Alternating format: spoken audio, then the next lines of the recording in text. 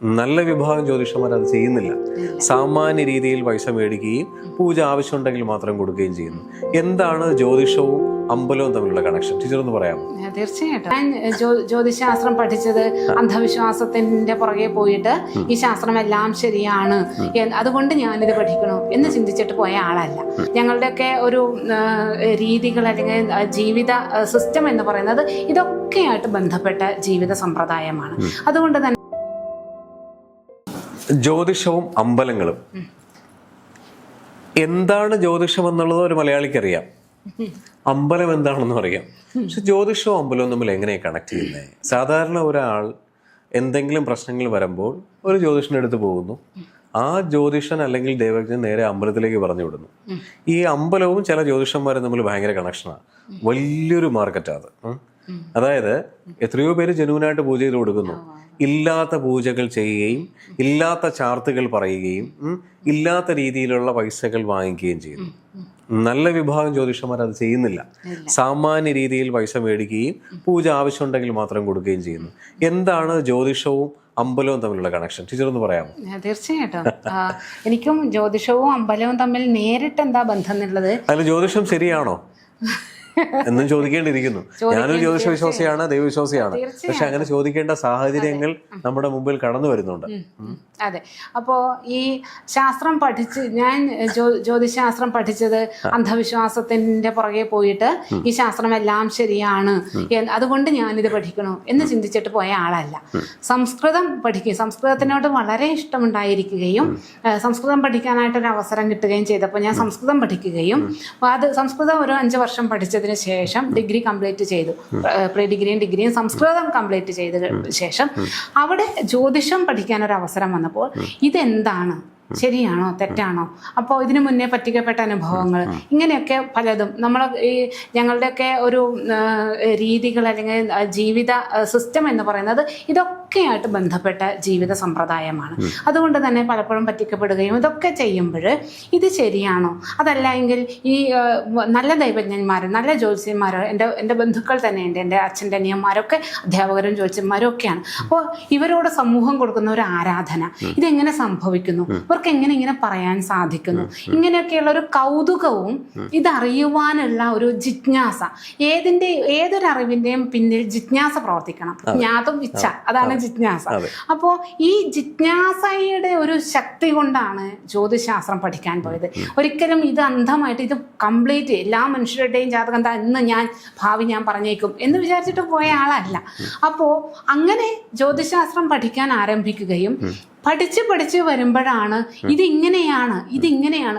ഓരോ ദിവസവും ഞാൻ ഇത് പഠിക്കാൻ ചെല്ലുമ്പോൾ എത്രത്തോളം ജിജ്ഞാസയോട് കൂടിയാണോ ചെന്നത്, അതിൻ്റെ ഇരട്ടിയാണ് ഓരോ ദിവസവും ഉണ്ടായിക്കൊണ്ടിരിക്കുന്നത്. കാരണം അത്ര അത്ഭുതകരമായിട്ടായിരുന്നു ഇതിനെ ഇങ്ങനെ കൂട്ടി ഇണക്കി ചേർത്ത് വെച്ച് അതേപോലെ ഒരു കാര്യം, ഒരു ഫലത്തെ അതിൽ നിന്ന് ഉരുത്തിരിച്ചെടുക്കുന്നത് അത്ര സൂക്ഷ്മതയോട് കൂടിയാണ്. ഇപ്പൊ നമ്മളുടെ മുന്നിൽ ഒരാൾ വന്നു കഴിഞ്ഞു കഴിഞ്ഞാൽ ഒരു അരമണിക്കൂർ കൊണ്ട് അല്ലെങ്കിൽ ഒരു 10 മിനിറ്റ് കൊണ്ട് അയാളുടെ ജാതകഫലം നമ്മൾ പറയുന്നുവെങ്കിൽ അതിന് ഒരുപാട് വർഷത്തെ പ്രയത്നമുണ്ട് ഇതിൻ്റെ പിന്നിൽ.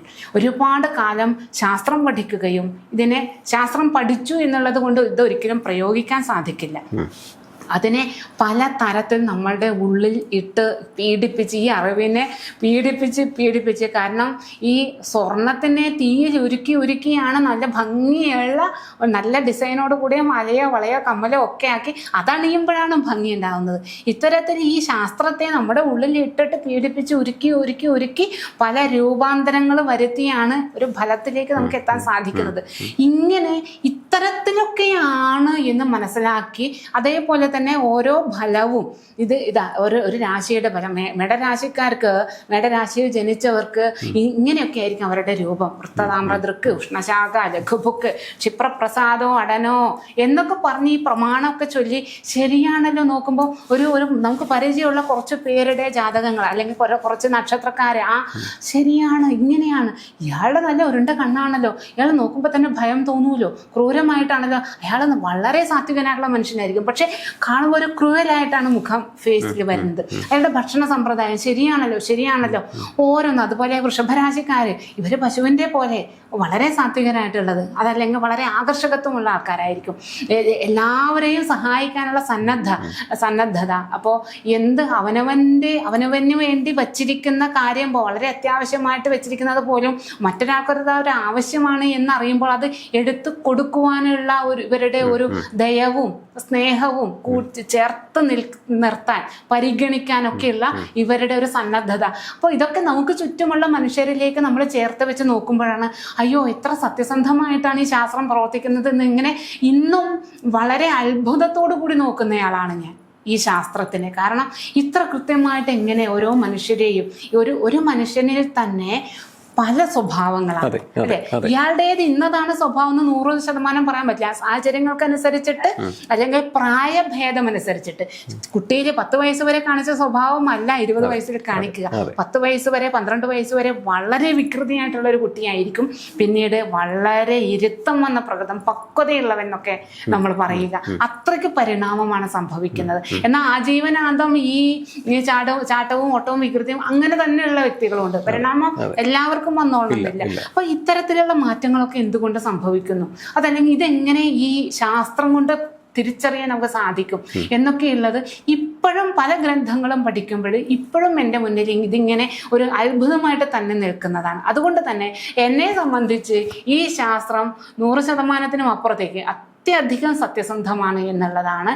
കൈകാര്യം ചെയ്യുന്നവരുടെ ഒരു അറിവും പക്വതയും അതേപോലെ സെൻസും, കോമൺ സെൻസ് എന്ന് നമ്മൾ പറയുന്നത് കോമൺ പോരാ, കുറച്ചധികം ഒരു വിവേക ശക്തിയും കൂടി വേണം. അങ്ങനെയുള്ളവർ കൈകാര്യം ചെയ്യുമ്പോഴാണ് ഈ ശാസ്ത്രത്തിന്റെ സത്യസന്ധത സമൂഹത്തിലേക്ക് എത്തുന്നത്. അതേസമയം ഇതിൻ്റെ അറ്റവും വാലും കുറച്ച് പഠിച്ചു. അതായത് ഇന്ന് നോക്കിക്കോളൂ, സമൂഹത്തിൽ ഭൂരിപക്ഷവും ജ്യോതിഷം കൈകാര്യം ചെയ്യുന്നവർ 10ാം ക്ലാസ് വരെ പഠിച്ചു, അല്ലെങ്കിൽ ഇപ്പോൾ 12ാം ക്ലാസ് വരെ മിനിമം പോയേ പറ്റുള്ളൂ. 12ാം ക്ലാസ് പണ്ടൊക്കെ 8ാം ക്ലാസ്സും ഗുസ്തിയും എന്ന് പറയുന്നത് പോലെ 12ാം ക്ലാസ്സും ഗുസ്തിയും കഴിഞ്ഞവന് വേറെ ഒന്നിനും കൊള്ളൂല ഇവനെ എന്ന് പറയുമ്പോൾ കുറേ കാലം പെയിന്റ് പണിക്ക് പോയി, കുറേ കാലം വാർക്കപ്പണിക്ക് പോയി, കുറേ കാലം കടയിൽ സെയിൽസ്മാനായിട്ട് നിന്നു. ഇതിനൊന്നും ഇവനെ പറ്റില്ല. എന്നാൽ നീ വാ കുറച്ച് ജ്യോതിഷം പഠിച്ചിട്ട് പോക്കോ, കാരണം മെയ്യനങ്ങാതെ കാശുണ്ടാക്കാലോ എന്ന് പറഞ്ഞ് ഇതിനെ ഇത്ര ഒരു മനുഷ്യരുടെ ജീവിതമാണ് നമ്മൾ കൈകാര്യം ചെയ്യുന്നത് എന്നുള്ള ബോധമില്ലാതെ ഇത്ര ലാഘവ ബുദ്ധിയോട് കൂടിയിട്ട് ഈ ശാസ്ത്രത്തിനെ കാണുകയും ഇതിനെ കൈക്കലാക്കാൻ നോക്കുകയും ചെയ്യുന്ന ആളുകളുടെ അടുത്ത് എത്തുമ്പോഴാണ് ഈ ജ്യോത്സ്യന്മാരും അമ്പലങ്ങളും പള്ളികളുമായിട്ട് ബന്ധപ്പെടുത്തുന്നതൊക്കെ വളരെ നല്ല കാര്യമാണ്. പക്ഷേ ഇവര് സമാനരായിട്ടുള്ള വ്യക്തികളുമായിട്ടാണ് ബന്ധം സ്ഥാപിക്കുന്നത്. ഏതാണ്ട് ഇതിനോട് സമാനരായിട്ടുള്ള ഇത്തരത്തിലുള്ള പൂജാരിമാരായാലും മറ്റുള്ളവരായിട്ടുള്ള ഒരു കണക്ഷനും കൂടി ആവുമ്പോഴത്തേക്കും ഇവര് ജ്യോത്സ്യന്മാരെന്നല്ല ഇവരെ വിളിക്കേണ്ടത്, ഇവര് കച്ചവടക്കാരായിട്ടാണ് മാറുക ചെയ്യുന്നത്. കച്ചവടക്കാരനെ ഒരിക്കലും ആരും നമ്പേണ്ട ആവശ്യമില്ല അല്ലേ. നമുക്കൊരു സാധനം വാങ്ങാൻ അയാളുടെ അടുത്ത് പോയിക്കിട്ട് കച്ചവടക്കാരൻ ഒരിക്കലും നമുക്ക് ഒരു കടയിട്ടിരിക്കുന്ന ഒരാൾ ഒരിക്കലും വെറുതെ തരില്ല. ഒരു മാളിൽ പോയി കഴിഞ്ഞാലോ, ഒരു സാധാരണ കടയിൽ പോയി കഴിഞ്ഞ് കഴിഞ്ഞാൽ എന്താ മാർക്കറ്റിലുള്ള റേറ്റിൽ നമുക്ക് സാധനം എടുക്കാം. ഒരു മാളിൽ പോയാൽ അവിടെ സുഖസൗകര്യങ്ങൾ കൂടുതലാണ്, AC ആണ്, കയറി പോകാൻ ലിഫ്റ്റാണ്, നമ്മളെ ഉപചരിക്കാൻ ആളുകളാണ്. അതിൻ്റെയും കൂടി ബെനിഫിറ്റ് അവർക്ക് കിട്ടണം, അതും കൂടി ചേർത്തിട്ടാണ്. അപ്പോൾ പിന്നെ ഇത്തരത്തിൽ പോകുമ്പോൾ ഒരു കസ്റ്റമർ വന്നു കഴിഞ്ഞ് കഴിഞ്ഞാൽ ബിസിനസ്സുകാരനെ സംബന്ധിച്ചിടത്തോളം ഒരു കസ്റ്റമർ വന്നു കഴിഞ്ഞാൽ അയാളിൽ നിന്ന് എത്രത്തോളം എനിക്ക് ബെനിഫിറ്റ് ഉണ്ടാക്കാം, അല്ലാണ്ട് എന്നിൽ നിന്ന് അയാൾക്ക് എന്ത് ഗുണമെന്നല്ല ചിന്തിക്കുക, അയാളിൽ നിന്ന് എനിക്കെന്ത് ഗുണമെന്നാണ് ചിന്തിക്കേണ്ടത്. ഇന്ന് അത് ദോഷം പറയുകയല്ല, കാരണം ജ്യോത്സ്യനായാലും പൂജാരിമാരായാലും ഇന്ന് മറ്റൊരു തൊഴിൽ ചെയ്യാനുള്ള സാഹചര്യം ഇല്ല. കാരണം ജീവിക്കാൻ വേറൊരു തൊഴിൽ ചെയ്യണം, ഇത് സേവനം മാത്രം എന്ന രീതിയിലൊന്നും എടുക്കാൻ പറ്റില്ല. ഇതുകൊണ്ട് തന്നെ ഇദ്ദേഹത്തിൻ്റെ കുടുംബവും ഒക്കെ ജീവിച്ചു പോകുന്നു. അവിടം വരെ തെറ്റില്ല. പക്ഷേ ഇതിനെ അങ്ങ് കച്ചവടം ചെയ്തിട്ട് 4 സെന്റ് ഭൂമി പോലും ഇല്ലാതിരുന്നവൻ ഏക്കർ കണക്കിന് ഭൂമി ഉണ്ടാക്കുകയും കൊട്ടാരങ്ങൾ പണിയുകയും അതേപോലെയുള്ള അത്തരത്തിൽ, അതായത് ഒരു ചെറിയൊരു കാലയളവ് കൊണ്ട് വലിയ ലാഭത്തിലേക്ക് എത്തുകയും ചെയ്യുമ്പോൾ നമ്മൾ ചിന്തിച്ചു കൊള്ളണം, ഇത് തനി കച്ചവടക്കാരൻ തന്നെയാണ് എന്നുള്ളത് ചിന്തിച്ചു കൊള്ളണം. കാരണം 1 ലക്ഷം രൂപ ചെലവാക്കി ചെയ്യേണ്ട പൂജ നടത്തിയാൽ മാത്രമേ ഇയാളുടെ പ്രശ്നം പരിഹരിക്കപ്പെടൂ എന്നില്ല.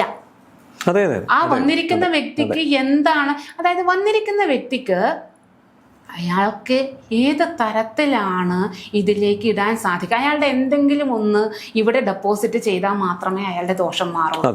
സമയം ഡെപ്പോസിറ്റ് ചെയ്യാൻ പറ്റുമെങ്കിൽ നിങ്ങൾ സമയം ഉപയോഗിക്കൂ. ശ്രദ്ധ തപസ്സാണ്. തപസ് എന്ന് പറഞ്ഞാൽ ശ്രദ്ധയാണ്.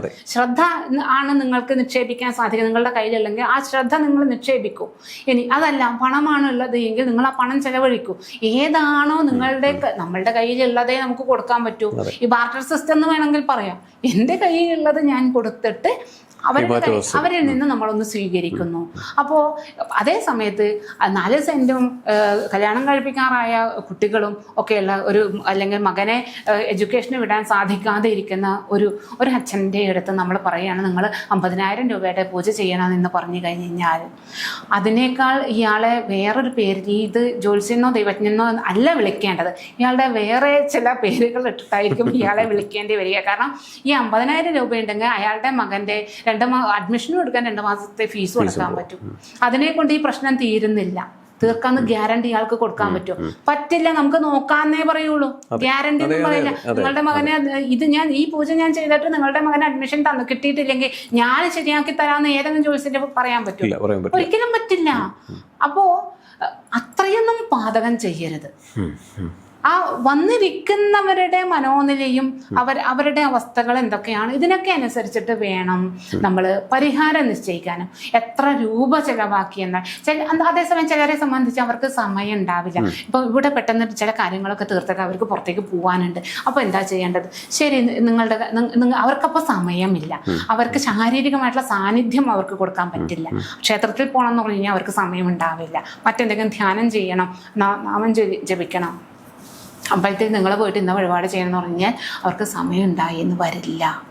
ആ സമയത്ത് നിങ്ങളുടെ കയ്യിൽ എന്താണ് ഉള്ളത്, ശരി, ഞങ്ങൾ അപ്പോൾ അത് മനസ്സിലാക്കിയിട്ട് അതിനനുസരിച്ചിട്ട് ഇദ്ദേഹം ഇവിടെ ചെയ്യുമെങ്കിൽ 100% അതായത് തുടർച്ചയായിട്ട് ഇന്ന മന്ത്രം ചൊല്ലി അർച്ചന ചെയ്യണം, ഇദ്ദേഹം ഇവിടെ ചെയ്യാൻ തയ്യാറാണ് എന്നുള്ള സ്ഥലത്ത് അത് ചെയ്യാം. അതിൽ കുറ്റമൊന്നുമില്ല.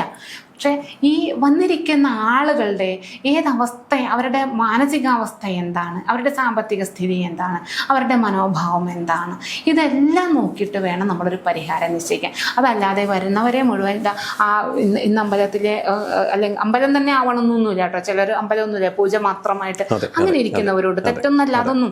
കാരണം അതിന് നമുക്ക് ആളുകളെ വേണം.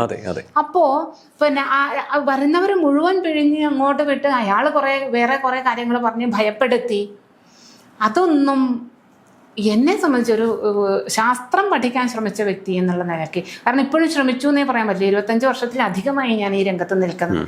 ഇപ്പോഴും ഞാൻ പറയുന്നത് ഇനിയും കാണാൻ എത്രയോ കാര്യങ്ങൾ, ഇനിയും മനസ്സിലാക്കാൻ, ഇനിയും പഠിക്കാൻ ശാസ്ത്രത്തിൽ ഇനിയും നീണ്ടു നിവർന്ന് കിടക്കുകയാണ്. എല്ലാം പഠിച്ചു എന്നൊന്നും നമുക്ക് പറയാൻ പറ്റില്ല. അപ്പോൾ ഇപ്പോഴും ഇങ്ങനെയൊക്കെ തന്നെയാണ് ശാസ്ത്രം പഠിക്കാൻ ശ്രമിച്ച വ്യക്തി എന്നുള്ള നിലയ്ക്ക് ഞാൻ മനസ്സിലാക്കുന്നത്.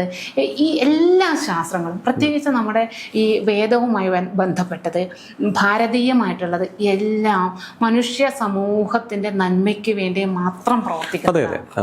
അപ്പോൾ അത് കുറച്ച് മനുഷ്യത്വത്തോടു കൂടി തന്നെ വേണം ഏതൊരു ജ്യോത്സ്യനും ദൈവജ്ഞനും പൂജാരിയും ഒക്കെ ചെയ്യും. സന്തോഷം, അങ്ങനെ ആകട്ടെ എന്ന് നമുക്ക് പ്രാർത്ഥിക്കാം. കാരണം ഈ ജ്യോതിഷവും അമ്പലങ്ങളും തമ്മിൽ ഒരുപാട് കണക്ഷൻസ് ഉണ്ട്. ഇപ്പോൾ ഫോർ എക്സാമ്പിൾ ഓരോ ദശ മാറുന്നതനുസരിച്ചിട്ട് ഓരോ മനുഷ്യൻ ഓരോ അമ്പലങ്ങളിൽ പോകേണ്ടത് ആവശ്യമായിട്ടുണ്ട്.